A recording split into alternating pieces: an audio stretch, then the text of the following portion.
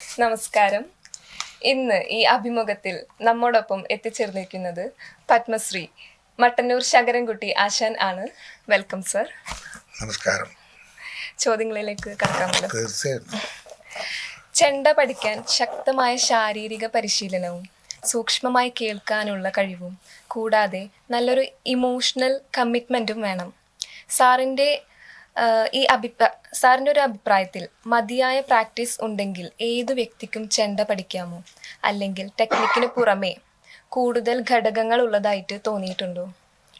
യഥാർത്ഥത്തിൽ ചെണ്ട എന്ന വാദ്യ ഉപകരണം മഹാകവി ഒളപ്പമണ്ണ കേട്ടിട്ടുണ്ടോ? അദ്ദേഹത്തിൻ്റെ ഭാഷയിൽ ചെണ്ട എന്ന വാദ്യ ഉപകരണം കേരളത്തിൻ്റെ ഉത്സവ ബിംബമാണെന്നാണ് പറയാം.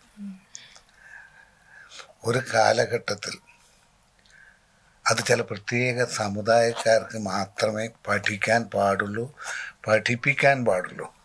ഈ രണ്ട് നിർബന്ധമായ കാര്യങ്ങൾ നിലനിന്നിരുന്നു വർഷങ്ങൾക്ക് മുൻപ്. എൻ്റെയൊക്കെ ഓർമ്മയിൽ, എൻ്റെ പേര് ശങ്കരൻകുട്ടി എന്നല്ലേ പറഞ്ഞത്. അപ്പോൾ ഞാനൊരു കുട്ടിയായതുകൊണ്ട് അന്നും ഇന്നും പഠിക്കുകയാണ്. അപ്പോൾ ആ ഒരു കാലത്ത് ഇതൊരു പ്രത്യേക സമുദായങ്ങൾക്ക് മാത്രമേ പാടുള്ളൂ, പഠിക്കാൻ പാടുള്ളൂ, കൊണ്ടു നടക്കാൻ പാടുള്ളൂ.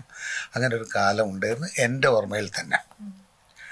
അപ്പോൾ അതിനെ മാറ്റി എടുക്കുക എന്നുള്ളതായിരുന്നു ഞാൻ അന്നും ഇന്നും ചെയ്തുകൊണ്ടിരിക്കുന്നതും എന്നും ചെയ്യാൻ മോഹിക്കുന്നതും. അവിടെ ജാതി, മത, വർണ്ണ, വർഗ, ലിംഗ വ്യത്യാസമില്ലാതെ ലോകം മുഴുവൻ നമ്മുടെ ഈ ഉത്സവ ബിംബമായ ചെണ്ടയുടെ ശബ്ദത്തെ കൊണ്ടെത്തിക്കുക എന്നുള്ളതാണ് ഞാൻ ഉൾപ്പെടെ നിരവധി കലാകാരന്മാർ ഇപ്പോൾ ചെയ്തുകൊണ്ടിരിക്കുന്നത്. അതുകൊണ്ട് തന്നെ കേരളത്തിൻ്റെ ഉത്സവ സ്ഥലങ്ങളിൽ, ക്ഷേത്രങ്ങളിൽ മാത്രം നിലനിർത്തുന്ന ചില വിഷയങ്ങൾ, അത് രണ്ട് തരത്തിലാണ്. ഒന്ന് ആഘോഷവാദ്യം, അല്ലെങ്കിൽ അനുഷ്ഠാനവാദ്യം. ചില പ്രത്യേക സ്ഥലങ്ങൾ അനുഷ്ഠാനവാദ്യം എന്ന നിലയ്ക്ക് ചെണ്ട ഉപയോഗിക്കുന്നുണ്ട്. അതിന് ആസ്വാദകൻ ഇല്ല, അതൊരു അനുഷ്ഠാനമായിട്ടാണ്. അതിനൊരു ആസ്വാദനമില്ല.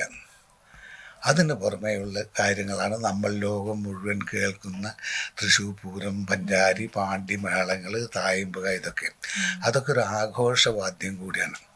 ഈ ആഘോഷവാദ്യം പുറമേക്ക് പോയിരുന്നില്ല ഒരു കാലത്ത്.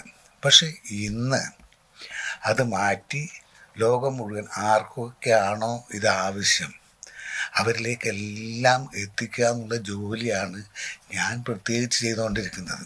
അവിടെ എല്ലാറ്റിനും അതീതമാണ് ഞാൻ പറയാറുള്ളൊരു വിഷയം. തമാശയിലാണെങ്കിലും ഞാൻ പറയാറുള്ള ലോകത്തുള്ള പഠിക്കാനുള്ള ആദ്യത്തെ ചോദ്യം ഏറ്റവും ശാരീരിക ഇതൊന്നും വേണ്ട, പൊന്നോ, ഒന്നും വേണ്ട, ഒന്ന് നല്ല മനസ്സാവുക. ഞാൻ പറയാറുള്ളത് എൻ്റെ അനുഭവത്തിൽ ഒരുപാട് രാജ്യസഞ്ചാരം ചെയ്യുന്നുണ്ടല്ലോ. അപ്പം ഞാൻ പഠിക്കാൻ ഏറ്റവും എളുപ്പമുള്ള വാദ്യ ഉപകരണം, ഏറ്റവും എളുപ്പമുള്ളതാണ് ചെണ്ട. അതിന് കാരണം ഉടനെ ചോദിക്കണം, എന്താ അതിന് കാരണം? ചോദിച്ചോളൂ, പറഞ്ഞുതരാം. അതെ, അതിൽ ആദ്യത്തെ പഠിക്കേണ്ട 3 അക്ഷരേ പഠിക്കണ്ടു. അത് ഞാൻ ചെണ്ടകൊട്ടിൻ്റെ ഭാഷയിൽ അതിൻ്റെ പേര് തക്കിട്ട എന്നാണ്.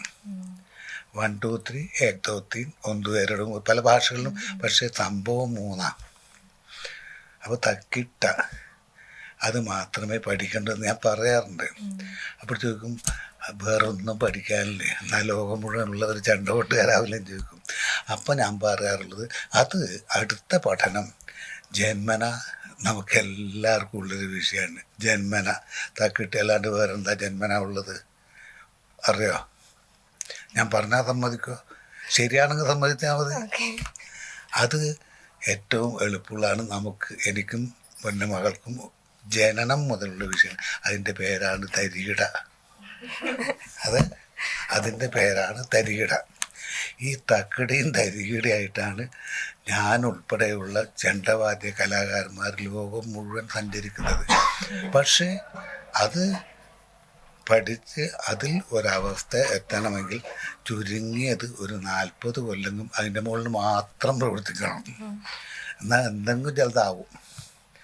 അതുകൊണ്ട് ഏറ്റവും പഠിക്കാൻ എളുപ്പമുള്ള ഉപകരണം. അപ്പോൾ അതാണ് നമ്മൾ ഇപ്പോൾ കൊണ്ട് നടന്നുകൊണ്ടിരിക്കുന്നത്. അതിന് വലിയ ശാരീരിക ക്ഷമത ഇതൊന്നും ആവശ്യമില്ല. ഉണ്ടായാൽ നല്ലതാണ്.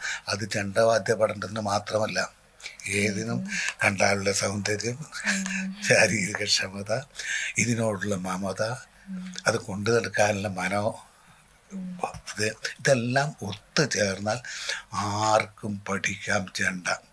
അതോടൊപ്പം തന്നെ ഒരു കാലത്ത് ഇത് പുരുഷന്മാരെ മാത്രം കലയായിട്ടായിരുന്നു കൊണ്ടു നടന്നത്. ഇപ്പോഴത് മാറി അല്ലേ?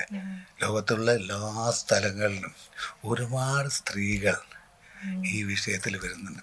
അതാണ് ഞങ്ങളുടെയൊക്കെ രക്ഷ എന്ന് വിശ്വസിക്കുന്ന ഒരാളാണ് ഞാൻ. കാരണം അവർക്കൊക്കെ നമ്മളോട് എന്തെങ്കിലും ഒരു സ്നേഹം ഉണ്ടെങ്കിൽ അവരത് ചെയ്ത് അപ്പോഴാണ് ഇതിൻ്റെ ഗുണവും ദോഷമൊക്കെ അറിയുന്നത്.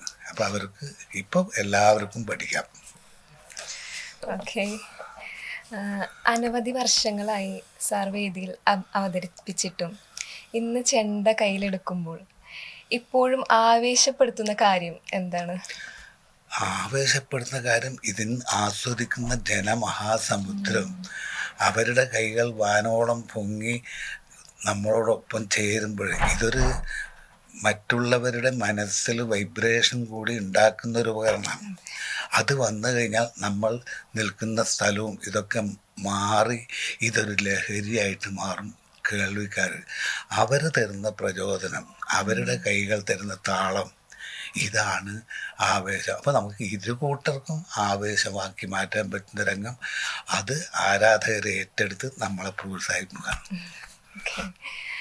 അപ്പോൾ ഇന്ന് ഇവിടെ ഈ ക്രൈസ്റ്റിലെ ഈ രംഗകലാ കോൺഫറൻസിനെ കുറിച്ച് താങ്കൾ രംഗകലാ കോൺഫറൻസ് പറഞ്ഞാൽ 3 ദിവസമായിട്ട് നടക്കുന്ന വിഷയമാണ്. ആദ്യത്തെ ദിവസം കേരളത്തിൻ്റെ തന്നെ മോഹിനിയാട്ടം, അതോടൊപ്പം തന്നെ 2ാമത്തെ ദിവസം കൂടിയാട്ടം, 3ാമത്തെ ദിവസം ഇന്നത്തെ ദിവസം കഥകളി. ഈ 3 കലകളെക്കുറിച്ചുള്ള കൃത്യമായ പഠനങ്ങളാണ് ഇപ്പോൾ ഇവിടെ നടന്നുകൊണ്ടിരിക്കുന്നത്. മൊത്തമായിട്ട് ഇന്ന് ലോകത്തിൻ്റെ അവസ്ഥ എന്ന് പറഞ്ഞാൽ ഒരുപാട് കലകൾ, അത് ഇന്ന് സമുദായത്തിൻ്റെ കല എന്നില്ല, ഏത് സമുദായം. ഇപ്പം ഞാൻ ഇപ്പോഴും വഹിക്കുന്നൊരു ചുമതലയും കൊണ്ട് കേരള സംഗീത നാടക അക്കാദമിയുടെ ഒരു ചെയർപേഴ്സണാണിപ്പം ഞാൻ.